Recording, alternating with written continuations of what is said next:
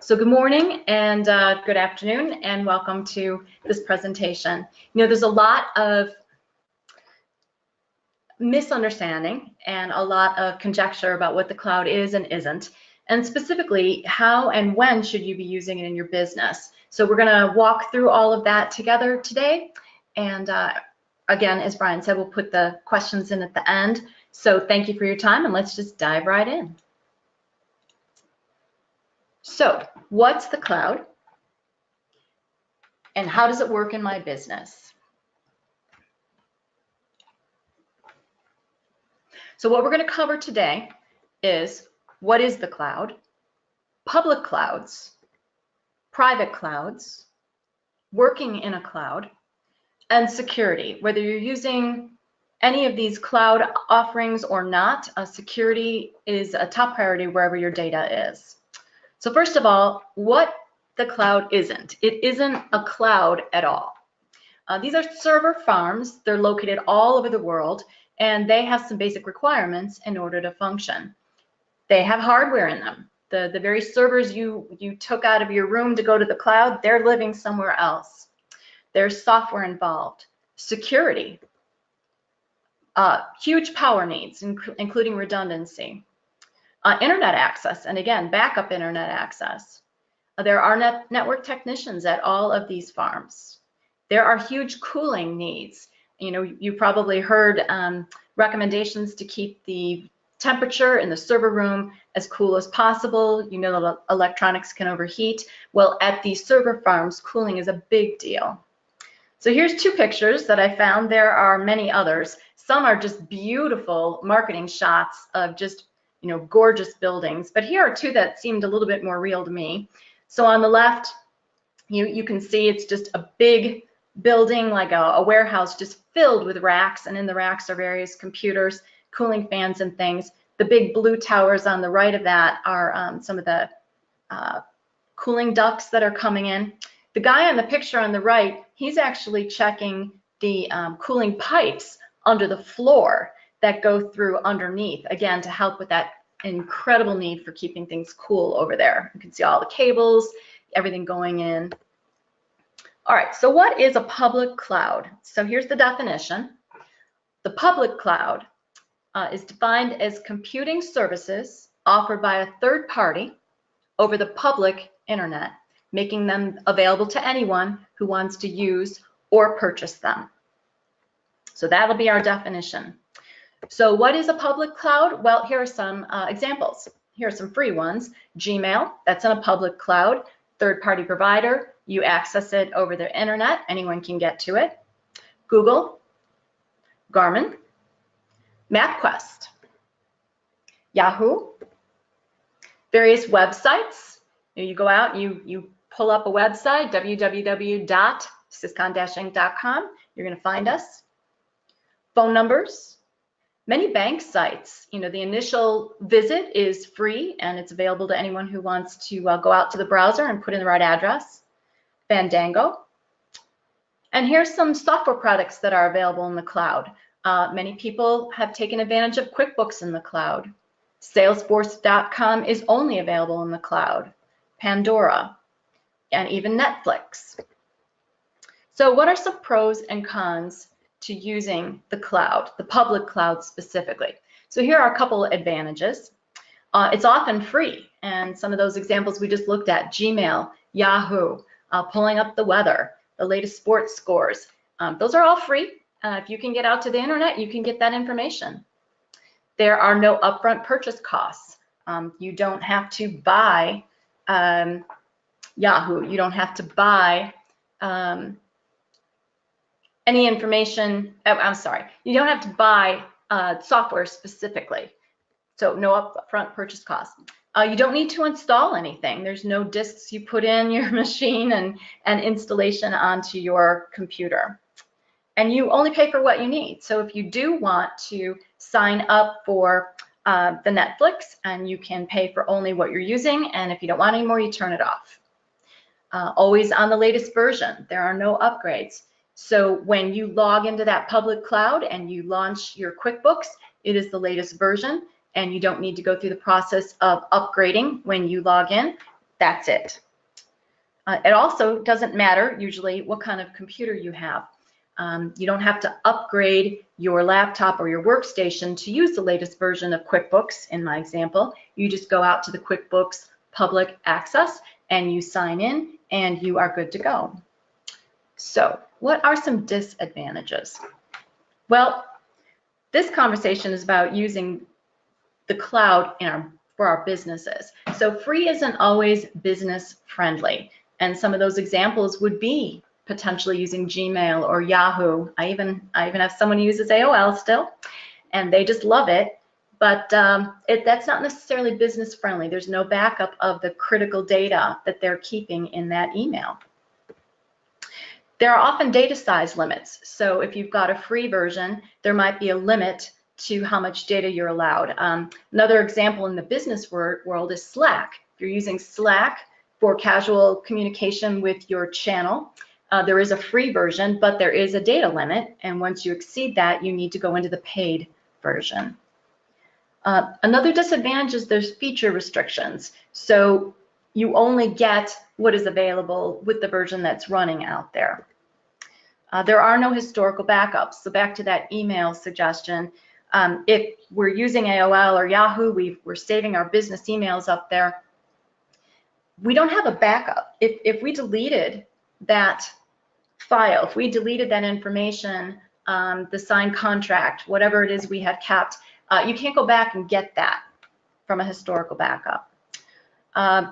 So this is also a disadvantage. So one of the advantages I said was that you're always on the latest version. But the disadvantage is whether you want to upgrade or not, you are always on the latest version. So if you're not familiar with that, or there are changes or features have changed, been added or taken away, you don't have any choices. And then there are provider security agreements. So for some of you, you may have seen our information, our brief video that we had sent out about Microsoft security agreements. So that's just one example. When you go to these sites and you give them your information and you get a log on, there are security agreements where you agree to those terms. And often they are not business friendly at all. And personal data is available as well. They track all kinds of things with cookies, and they do share information. So if it's a business application, if you're using it for business, you might want to be extra cautious about what you agree to. All right. So let's move now to a private cloud. So what is a private cloud? So we were just talking about the public cloud, third party, available to all over the internet. What's a private cloud? It refers to a model of cloud computing, so we're still going out to the internet, where the IT services are provisioned over private IT infrastructure for the dedicated use of a single organization. So we're going to talk about what some of those are and some pros and cons. So when might you want a private cloud? Well, in the business world, there are several business models where everyone works remotely. They're either working from home, they're on-the-road salespeople, perhaps in the construction industry, they're working out of a job trailer or a remote site for a long-term project. They're all in many different places, and they need to get to a central location. There are also instances where multiple locations are great candidates for a private cloud. Perhaps there are offices in more than one building or a campus. For some of our veterinarian clients, there's often a central office, and then there are remote sites, probably throughout the suburbs or such, that make it more convenient for their clients to come and bring the animals. At churches, again, they might have a central campus and some remote locations. So multiple locations are another great use of a private cloud. Another one would be if you have special services, software, or data that's specific to your company. So perhaps you have software specific to your industry. Again, back to the veterinarians, DB Max software. In construction, it might be Sage 100 Contractor or something similar that needs to run on a server, but you do need access from remote locations, and you want to have control over that software, be sure you're on top of the data, the version, those kinds of things. Also, private cloud gives you a better variety of backup options, and those options can include disaster recovery as well. Software that you own, for instance, the ones I named previously, even QuickBooks, if you've got that installed locally, you have control over the version releases. So if you're not ready to go to that next version, or perhaps it's just been released and you're not confident that it's stable, or perhaps you are losing a feature or there's a new feature and you're not ready to roll it out, you don't necessarily have to upgrade if it's your own private cloud. Another really big one to consider about a private cloud would be you're going to have much better control over Active Directory, user rights, and permission. So your users, what they can get to, what they can see, what kind of security they have available. So what are some pros and cons to being in the private cloud? So a couple advantages. The user security is granular. In a private cloud, you can have folders where some people have rights to be there and some do not. You have better control over who can install an executable or an upgrade. I can't tell you how many times we get a phone call that someone has launched the latest version of QuickBooks and it's requiring a reboot, and no one was ready for that, and there are people working.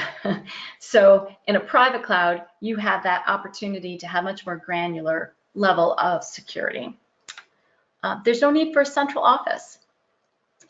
In a private cloud, there are company scenarios where there is no central office. They might even have a PO box, or perhaps you know, that you can go to the UPS store and you can get a street address. It's really a PO box there. Everyone can work remotely. You don't have to have a server installed somewhere. Another advantage is you can have control over the software upgrades, and I mentioned that a few moments ago. In a private cloud, there's often an opportunity for a flat monthly fee. So in the private cloud, you would have an opportunity to have managed services and maintenance that's automated and happening regularly. You have control over that, and you can budget a flat monthly fee to stay on top of that. You pay for what you use in a private cloud.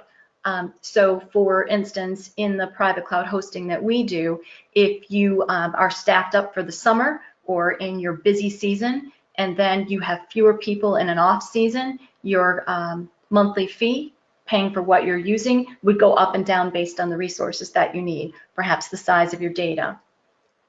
In a private cloud, there's no or limited capital investment. So in a private cloud situation, that the actual hardware, the internet access, the security, the firewall, the maintenance of those things, you don't necessarily have to buy all those components, and that limits the capital investment that you have to put out. And the really big one is you get control of your backups. So you can choose a backup solution that is much more business friendly. So perhaps in the backup world, not only would you need a backup, we recommend image-based backups right now, but you can actually have it such that you would be able to spin up a virtual server in case yours blue screened, or in case there was a disaster, you know, fire, flood, or human disaster.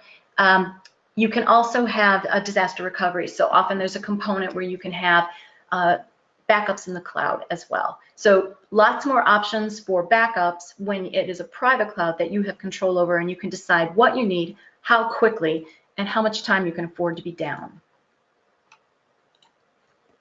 So some disadvantages to a private cloud. You must have internet access.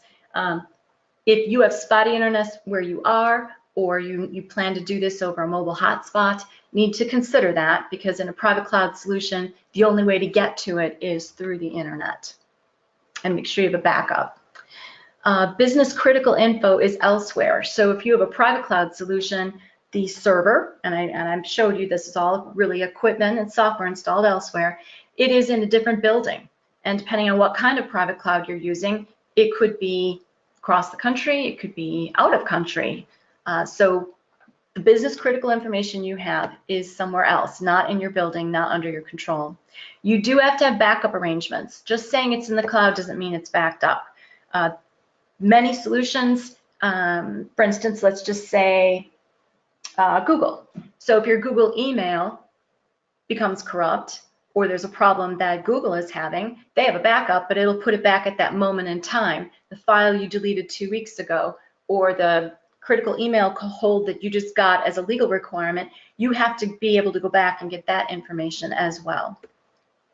Another disadvantage is that you do have to have security limits. So thinking through in a private cloud situation, what is your security and how do you want to set that up? And you may not own the critical software. So in a hosted environment, and ours is an example, you don't have to buy the Windows operating system. We would take care of that for you. It's part of what the monthly fee is for that private hosted server, but that means you don't own that software either. So that can be a disadvantage if you are using a private cloud for other software. Agreements might change. So whether it is an agreement with your provider or some other situation, the agreement terms, fees, access, security restrictions, they may need to change over the course of your time in that private cloud. So here's some other things to consider. If you don't have internet access or power, how are you going to get to your business critical data in that private cloud? What do you know about the company that's providing the hosting? Is this a trusted partner? Do you know them? Do you have a background with them? Or do you have references for them? Are your software programs workable in a cloud? And one of the examples I run into often in the construction industry is CAD software. Running that over a cloud scenario is just horrible. It's incredibly slow. That is not a good candidate to be putting in the cloud. Email is, so those would be two extremes. What if you want to end the service? How do you get your data back? So if you're in a private cloud scenario and you decide you no longer want the private cloud, you're going to bring a server back in-house, or you want to change to a different provider, how do you get your data back so that you can make that change? Here's an interesting one that many people don't think about when they're talking about a private cloud. How old are your printers? So often we find clients who have these old workhorse HPs. They last forever. We've got some in our office. We love them. They will just keep producing year after year after year. However, as the newer operating systems come out, 2012, 2016, often the HP and other companies who make these printers, they are not providing updated print drivers for them. So there may be a compatibility issue when you move to a private cloud and that cloud environment is 2012 operating system or 2016. Your older print drivers might not be available and may not work in a private cloud scenario. So take a look at your printer inventory. What backups might you need? What happens if there's a disaster, natural or human? So what I mean by that, and I did allude to it before and I realized I was getting ahead of myself, natural or human. So let's face it, disasters do happen. We often feel like it's that once in a blue moon fire or flood, weather related. What we find more often is it's a human error, someone who just accidentally deleted something, someone who clicked on something that they should not have and they released ransomware or some other kind of malware into the system and it's infecting and moving throughout the network. How do you recover from that? How do you go back to your backups? And if your backup is just a copy to a drive or a USB or even an external drive from the night before, and that incident happened last night, recovering that does not mean that you will be able to get out of the situation. If those files are infected as well, you'd have to go back further in time and you'd need a little assistance to make sure you can get that all back in place. And it also depends on the nature of the attack. So disasters are not just about whether there's going to be a fire in your building or a flood, and those things do happen. You need to be prepared for that. But more often than not, it's human error or a situation where someone has done something accidentally or maliciously. So those would be a couple of things to consider. I think I have one more on here. I do. So here's an interesting one from the business perspective. Any kind of cloud, private, public, who pays for the home computer, the printer, the internet access, and some of the other pieces you have? Perhaps you're providing a cell phone and there's a mobile hotspot on it. Are you going to reimburse for that internet access at home, or are you going to take care of that directly? If it is a printer, you know that it would be used for personal use as well at home. So maybe do you buy the printer and they buy the paper and the ink? These are things you want to work out before you move to a private cloud solution so that everyone knows what to expect. There are no surprises for your employee or for you. So working in a cloud environment. The biggest feedback we get when someone has moved from an on-premise server to a private cloud solution is it's different. The day-to-day activity that the users are used to is a routine that just simply needs to be changed. They're not used to it. It takes a little getting used to, and really it's 3 to 6 months before everyone's comfortable. So here are a couple of things in that day-to-day work that a typical employee is doing that are going to look and feel different. Streaming music. I don't stream music, but I know many staff people do, and that's usually done, without thinking about it. You're on your local network and you're streaming. In a private cloud situation, you do need to think this through. It's going to be done through the local workstation, and that might cause some bandwidth issues in the building that you're in. Working across multiple screens. This is another good one.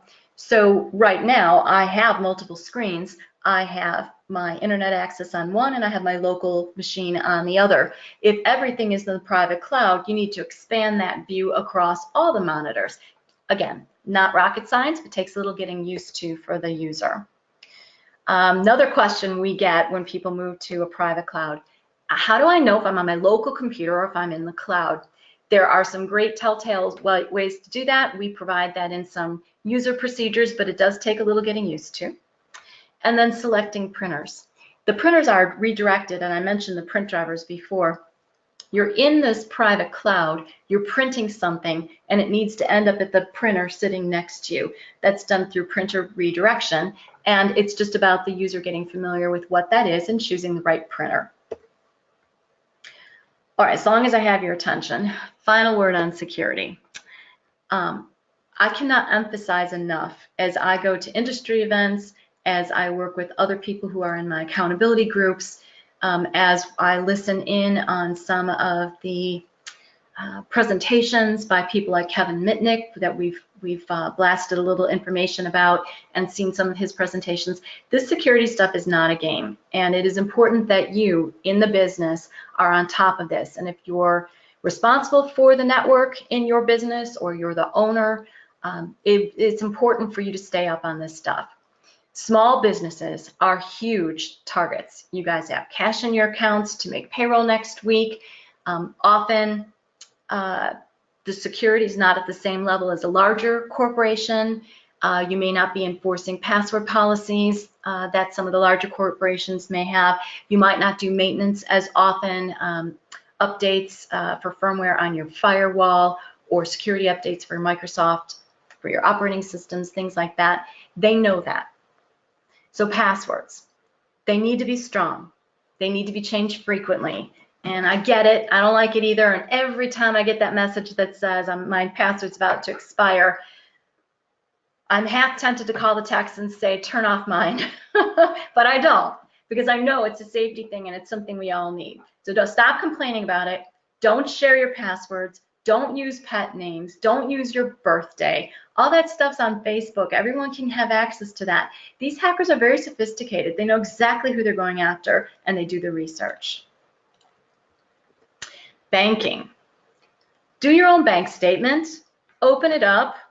If you get it online, go pull it up and look at it. It used to be that we recommended the bank statements when they arrived in the mail were not to be opened except by the owner. They should go to the owner's desk, and he or she could leaf through and make sure those signatures were theirs and take a quick look at the statement before they gave it to the controller or the CFO to process. That doesn't happen anymore, and I haven't seen checks being emailed to anybody, or I get an email, I guess, in the statement, but certainly not put in the mail in a long time. So if someone else does your bank statement, make sure you get on your bank site, double check what kind of activity is going through there. Ask questions. It's a good idea. You're responsible. Stay on top of that. Never give your username and password Over the phone, email, never. If you get an email that says, we've recently detected a virus on your machine, click on this link, or if we've recently detected that your email box has exceeded its capacity, sign in here, enter your username and password so that we can increase the size of your email box. Do not do that. Those are scams. Those are phishing attempts, and they're collecting usernames and passwords. Never give the username and password. Pick up the phone, make the phone call. When you have an email that tells you to call a phone number, don't call the one in the email. Go look it up, go check your own things, call the bank yourself, go get the actual phone number. Don't assume that the phone number in the email is accurate or safe. Again, I just want to refer back to this presentation that we watched by Kevin Mitnick. He showed us one of the scam attempts, and I'll have it in an upcoming newsletter, where he actually faked calling in, sent the person through the, when you call into the bank site, you go straight to an automated thing. Press 1 for this, and 2 for that, and 3 for that. And he routed someone directly to entering information in this hacked voicemail. It got them right into the bank site. They called the phone number that was in the email. It's bogus. It's a phishing attempt. So be careful. Make sure you know who you're calling and when, and don't assume that because it's a phone number and not a link that it's safe. Okay, so let's summarize. So the cloud is not a cloud. It is server farms all over the world, lots of hardware, power, and cooling. Public clouds. Use some of these tools when appropriate. They're great. They're great tools, whether you're checking weather or the latest sports statistics, or you're catching up on the news, Gmail account, something like that. These are great tools. Take advantage of them. Private clouds. Consider this. There is more control than the public cloud, of course, better backups, more user security. And if you are a mobile company or more of your people are becoming mobile, you might consider a private cloud where you actually are logging into a cloud where you have the control over the user logins, user security, Active Directory, and you're running your business critical software, and you have backup disaster recovery in place. If you choose to do something like that, know ahead of time that this is a cultural change for your staff. Working in a cloud is different. Users will need to make some adjustments to the day-to-day activities, how they use their computers. They're going to need to get familiar with some changes that they're going to see on their screens, how they select printers, how they stream their music. Security. No matter what you choose, you must stay on top of the security. Whether you're in a private or public cloud, whether you're using those features, you should have a firewall. There should be a firewall between your business and the internet. If you are at home, you should have some security in place there, a small firewall. There are lots of good options there. Make sure you've got that in place. Then bump it up from there. What kind of security do you need on your network? So those are the things I wanted to share with you today about working in the cloud, what it is, what it isn't, the public cloud versus the private cloud, what your staff will experience should you choose to move to a cloud, a private cloud environment, and security. No matter what you're using, businesses and computers now go together. It's not optional. It used to be in the day that people were choosing whether to do some of their work over the internet. That's not an option anymore. You need it to survive in business. So since that's the case, you need to be educated on it. We send regular updates in our newsletters. We have a Monday morning email blast where we're giving little reminders or the latest tips. And as long as I have your attention, I wanted to bring you up to date on 2 important things. We had sent an email earlier this week. I had received that morning 3 different phishing attempts saying that I had an invoice ready to be viewed. The name was familiar to me. It was either a client or someone on staff or someone that I knew. So it looked like it had come from someone that I knew. However, after their name, it wasn't the right domain name. It was fictitious, and I could tell right away something was up. And also, I would never click on something like that. It is going on right now. I've seen it come through several times each day since then. So please be aware, it says invoice in the subject line, and it says we have an invoice for you, click here. So don't do that.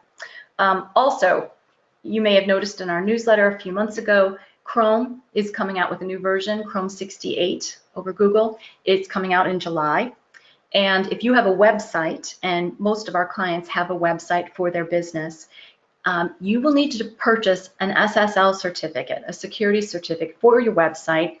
By applying that, purchasing it and applying it, your site will come up as HTTPS, as for security, and would not be flagged. Without it, it'll come as HTTP, and when someone goes and brings up your website, it will be flagged as not secure. That is the first thing they're going to see from Google, because you do not have that SSL certificate in place. If you'd like to know more about it, I've got a link on our website, a short video. It's also coming out in our July newsletter, so you can take a look for that. And sometime in July, you'll want to make sure that you either have that SSL certificate in place or you get it purchased. We're happy to place that order for you, get your quote, get that ordered for you, and then apply it to your website. So at that, I'd like to open that up for any questions we might have. All right, got a couple here for you, Kathy. Who can see my information? I guess like data. Yeah, so that's going to depend on what scenario you're using. In a public cloud, the provider can see your information, and they make pretty clear about that. And I would encourage you to maybe take a look at that Microsoft privacy policy video that I did. I list 4 or 5 different things that their privacy policy says they can do and that they do track. Through the cookies, they can track your security hints, your password. They remember your password, and that's how next time you go to the site, you're automatically logged in. You don't even have to put it in. So they have that information. So that's something to consider. In a private cloud situation, and I'll just give an example of a private server, private hosting server that one of our clients might have with us, the people who can see it are the users who have logon rights and a password to get to our private cloud, which is locked down with additional security. And once they're on, it's whatever rights their username has been given permission in that environment. So which folders they can see, what software they can log into. And then if you're running something like Sage 100 Contractor or DV Max if you're a veterinarian, or some other kind of software, including QuickBooks, that would be another login where you'll want to be sure that there's a password, and that would further limit what the person can see. All right, great. How easy is it to migrate to a private cloud? Well, if you ask a tech, they'll give you a nice long list from our implementation plan of all the things that need to be set up and put in place to prepare that private hosting server in a cloud.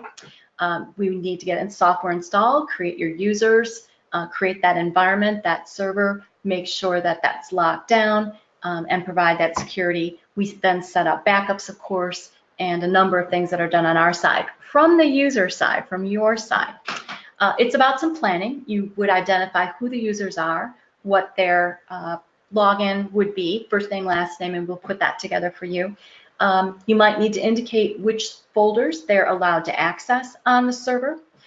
We would install the software and get that license, so you'd need to have that information available for us. And then we would pick a date and a time when we would take the information from your existing server or wherever that data is right now, and we would migrate it over to the new environment. And at the end of that process, we would ask you to log in, do some testing. We'll confirm that the backups are up and running, and it's everyone's on the new thing. We shut down the old. Okay. Next one, in regards to private hosting service, is it still subject to hijacking / ransomware if employee opens the wrong email? Well, the answer is yes. There are many things in place, whether it's an on-premise server or a private hosted cloud server, and that depends on what you've agreed to put in place. So there are firewall rules, there are limits that can be put in place on a firewall about what locations you can visit, what kind of traffic is allowed to come in, there's country blocking and things like that. Then when you get on the actual server themselves, there are security things that can be installed on the server. However, the bottom line is that I can put all the things I want on my house. I can put bars on the window, locks on my door. I can have security cameras. I can have motion detectors. I can have, ADT service on there. But if I leave the front door unlocked, I can get in. So if a user opens that up or clicks on something they shouldn't, that does pose a risk, which is why it's so important to continue to educate your users, enforce password policy changes, and make sure you have a disaster recovery plan in place so that, God forbid, if the network does become infected or if that user's machine becomes infected and begins to reach out to the network, things can be shut down quickly and you have a very recent restore point that you can recover from, and so that you can be up and running in a reasonable period of time. Most of the time, in our environment for our private hosted servers, we can see these things happening right away and lock it down. We can see the outside attacks and we can shut those down before they even get to us. And the few times that people have gotten through, we've been able to restore from that specific type of backup very quickly and get the users back up. And more than often, it is someone who simply chose to click on something they shouldn't have, or were visiting sites that they should not have been, and that was taken care of as well. Yeah, the question came from somebody that just got done paying some money for to get their data back. It must have been encryption. So you kind of touched on how that works, but if you want to go ahead. Yeah, unfortunately, we've had a couple of new consulting clients where we were helping them with some business systems, and we were working on their server, and they had mentioned that they had paid the ransom several times. Honestly, with the right systems in place for disaster recovery, you should not have to pay a ransom.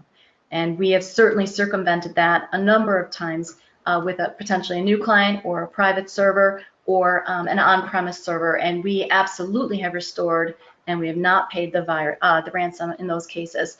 The other thing is, paying the ransom doesn't really, these are crooks.